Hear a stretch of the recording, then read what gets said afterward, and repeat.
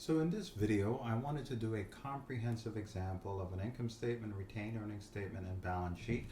And I'll just use the same financial statements that we did in pieces, but do it together. Again, it's the same thing. You're going to use this and you're going to have this template set up for you, and you're just going to have to plug in the numbers. So at the beginning, I'll give you the outline and you'll plug in the numbers, but later on, as we get later into the course, you're just going to have a blank income statement and you're going to have to put everything in yourself. But now, when we start off, we're going to give you the outline and you're going to plug it in. So for each one of these, right, remember the bold items are subtotals, so you're going to have to add stuff to get these bold items. So here we have, right, sales revenue is 890, and I get that from looking down here. Sales revenue is 890. Then I get sales discounts of 20,000, sales returns of 40,000. So again, I pull these from the trial balance and I take revenue minus discounts minus allowances, and I get 830. I go over here and I get cost of goods sold of 200, and I bring it over. 830 minus 200 gives me 630, which is my gross profit. For operating expenses, I've got selling and admin. So I look for all the selling items and I bring them over. So salary, utilities, and insurance, these were selling here. And I look for all the admin items and I bring those over. That's depreciation, legal, and rent. And then I add up my selling, I get total selling expenses. I add up my admin, I get my total admin expenses. And my total operating expenses are selling expenses plus administrative expenses gives me total operating expenses. So now how do I get operating income? I take 630,000 gross profit minus 144,000 gives me operating income. Then I go here to the trial balance, I pull interest revenue of 9.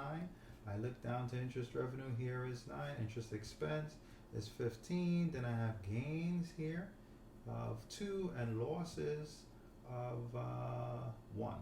Alright? Remember, interest expense is always in parentheses, it's always a negative. Losses is always in parentheses, that's always a negative. So 9,000 plus negative 15,000 plus 2,000 plus negative 1,000 gives me negative 5,000. Right, that's my total other revenues and expenses. So how do I get income before income tax expense?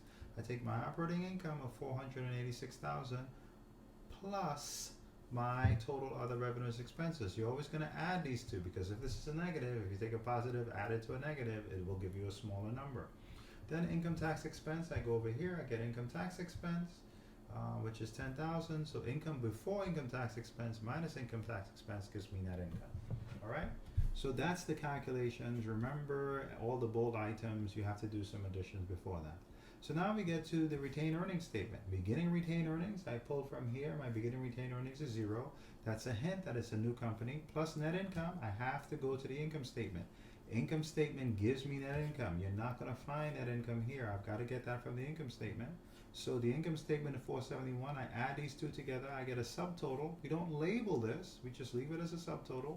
Minus dividends, and you'll see dividends here, even if it's not in parentheses on or brackets on the trial balance, you still should put it in parentheses. So 471 minus 20 gives me 451. That's my ending retained earnings. Okay, now we have the template, and again, you're going to pull most of these from here. So I'm going to go here to get cash. I won't go through that, but cash, I went here to get cash. Accounts receivable, I went here and I pulled accounts receivable. Inventory, I went here and I pulled inventory. Office supplies, I went here and I pulled office supplies. Prepaid insurance, I went here and I pulled that. Prepaid rent, I went here and I pulled that, and I added them all up. I get total current assets of 345. So I'm just bringing the balances from here over 345. And I do the same thing for each one of those. For land, I go over to the trial balance. Here's my land of 100. I go over to equipment, and I get equipment of 100. But then I have accumulated depreciation equipment. So make sure you match it up. Accumulated depreciation building shouldn't be in the accumulated depreciation equipment section, right? Equipment goes with the accumulated depreciation for equipment. Furniture and fixtures goes with the accumulated depreciation for furniture. Building goes with the accumulated depreciation for building. So once I get these numbers from here, then I have to calculate the net balance individually. So equipment is 100, accumulated depreciation equipment is negative 10, 100 plus negative 10 gives me 90. Furniture and fixtures is 200, I get that from the trial balance. Less accumulated depreciation furniture, I get that from the trial balance. The difference is 195. Building is 300,000, less the accumulated depreciation building is 30,000. So add these two together, I get 270. So now I have these net numbers, and notice the organization, right? It makes it easier to read. I have all these net numbers, so I'm going to take 100 land, plus 90,000, which is the net equipment, 195, the net furniture and fixtures, 270, the net building. When I add all those together, I get total plan assets of 655,000. So I take my total current assets plus my total plan assets, and I get total assets of $1 million. I do the same thing for current liabilities. I go over to the trial balance and I just pull these numbers. So all I'm doing is taking accounts payable, interest payable, utilities payable, salaries payable, unearned revenue, the numbers from here, and I'm bringing it over. That's it. So all these numbers come directly from the trial balance. I add them all up and I get total current liabilities of 323. So it's a very simple exercise. The accounting software does this automatically, but in this class you've got to do it manually. And then you have notes payable, and then you have bonds payable. So I go to notes payable here, and I pull that, and bonds payable here, and I get these two together, I get 126,000.